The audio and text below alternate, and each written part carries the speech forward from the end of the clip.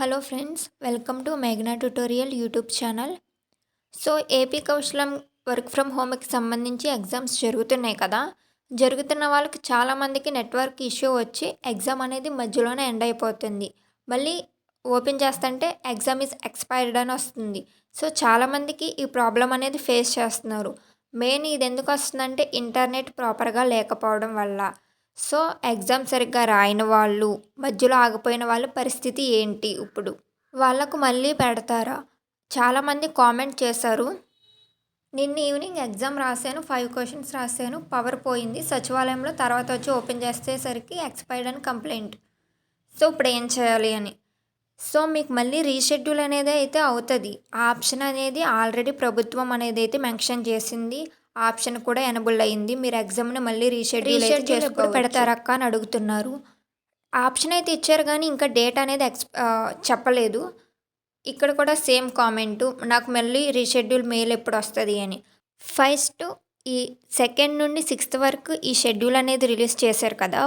ఒక్కసారి ఇది కంప్లీట్ అయిన వెంటనే ఆ లిస్ట్ని మళ్ళీ సచివాలయం వాళ్ళు పంపించిన తర్వాత ఎగ్జామ్ అనేది మళ్ళీ మీకు రీషెడ్యూల్ అనేది అవుతుంది. సో లిస్ట్ అంతా కలెక్ట్ చేసుకుని ఇది కంప్లీట్ అయిన తర్వాత మళ్ళీ మీకు కొత్తగా అనేది ఎగ్జామ్ అనేది పెడతారు. దాని గురించి అయితే మీరేం కంగారు పడాల్సిన పని లేదు. రీషెడ్యూల్ ఆప్షన్ అనేది అయితే పక్కా ఉంది. ఫస్ట్ టెస్ట్లో ఈ కౌశలం స్కీమ్ అనేది స్టార్ట్ అయింది ఇప్పుడు కొత్తగా కాబట్టి అందరికీ చాలా టెన్షన్ ఉంది. ఇంతకుముందు ఎవరో రాయలేదు కాబట్టి, ఫస్ట్ టైం కాబట్టి చాలామందిలో టెన్షన్ అయితే ఉంది. కానీ సచివాలయంలో నేను కనుక్కున్నాను, రాయని వాళ్ళు, అది ఎగ్జామ్ ఫెయిల్ అయిన వాళ్ళందరికీ, ఈ ఇంటర్నెట్ ఇష్యూ వల్ల ఎగ్జామ్ క్యాన్సిల్ అయిన వాళ్ళందరికీ మళ్ళీ రీషెడ్యూల్ ఆప్షన్ అనేది అయితే ఉంది. చాలామంది అడుగుతున్నారు పాస్ మార్క్ ఎంత, ఎన్ని మార్క్స్ వస్తే మాకు జాబ్ వస్తుంది అని. ఇక్కడ ర్యాంక్ అండి, ర్యాంకును బట్టి మనకి ఇక్కడ జాబ్ అనేది ఇస్తారు. సో మన టెక్నికల్లో ఎక్కువ వెయిటేజ్ ఉన్నది టెక్నికల్ అనమాట. 20 క్వశ్చన్స్ టెక్నికల్ నుండి వస్తుంది. అంటే మనం చదివిన డొమైన్, మనం ఏ క్లస్టర్లో చదివామో దానికి సంబంధించి. ఫస్ట్ ఆఫ్ ఆల్ మనం చదివిన డొమైన్ మీద నాలెడ్జ్ ఉందో లేదో చూసి దాన్ని బట్టి మనకు ర్యాంక్ వస్తుంది. అంటే మనం చదివిన దాంట్లోనే మనకు జాబ్ ఇవ్వాలని గవర్నమెంట్ అనేది అయితే చూస్తుంది. కానీ మనకు తెలుసు మనకు చదివింది మనకు రాదు అని. అలానే పక్కన ఉన్న ఐటీ స్కిల్స్ కూడా నేర్చుకోలేము.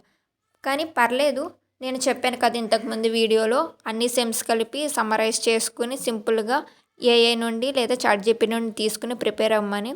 No problem. నేను ఆల్రెడీ ఛానల్లో కమ్యూనికేషన్ టెస్ట్కి సంబంధించి క్వశ్చన్స్ పెట్టాను అండ్ సైకోమెట్రిక్ ఎవాల్యుయేషన్ గురించి కూడా క్వశ్చన్స్ చేసి పెట్టాను, ఒకసారి చూడండి. ఈ కౌశలం వర్క్ ఫ్రమ్ హోమ్ జాబ్స్కే కాకుండా ఈ వీడియో చూస్తున్న చాలామంది కాంపిటేటివ్ ఎగ్జామ్స్కి ప్రిపేర్ అవుతున్న వాళ్ళు ఉంటారు. Like SSC, MTS, RRB, NPTC. ఈ ఎగ్జామ్స్కి ప్రిపేర్ అయిన వాళ్ళందరికీ జనరల్ అవేర్నెస్ టాపిక్లో నుండి క్వశ్చన్స్ అనేవి వస్తాయి. సో మన ఛానల్లో ఈ జనరల్ అవేర్నెస్కి సంబంధించి ప్రీవియస్ ఇయర్ క్వశ్చన్ పేపర్స్లో ఉన్న అన్ని క్వశ్చన్స్ని కలెక్ట్ చేసి వీడియోగా చేసి 2-3 ఛానల్లో ఉన్నాయి. అవన్నీ ఎగ్జామ్ పేపర్లో వచ్చిన క్వశ్చన్సే. సో ఆ కాంపిటేటివ్ ఎగ్జామ్స్లో రిపీట్ అవ్వడానికి ఛాన్స్ ఉంది. ఎక్కువ మార్కులు తెచ్చుకోవడానికి గెయిన్ ఉంటుంది కాబట్టి ఇంట్రెస్ట్ ఉన్న వాళ్ళు ఆ వీడియోస్ని కూడా చూడండి ప్లీజ్. సో ఇది ఫ్రెండ్స్ ఈరోజుటి వీడియో. ఇంకా ఏ ఇన్ఫర్మేషన్ అప్డేట్ నాకు తెలిసిన వెంటనే నేను వీడియో చేసి పెడతాను. ఎవరైతే వీడియోని చివరి వరకు చూసారో లైక్ చేసి ఛానల్ని సబ్స్క్రైబ్ చేయండి. మరిన్ని ఇన్ఫర్మేటివ్ వీడియోస్ కోసం వెంటనే పొందాలంటే పక్కనే ఉన్న బెల్ ఐకాన్ని యాక్టివేట్ చేసి పెట్టుకోండి. Thanks for watching. బాయ్.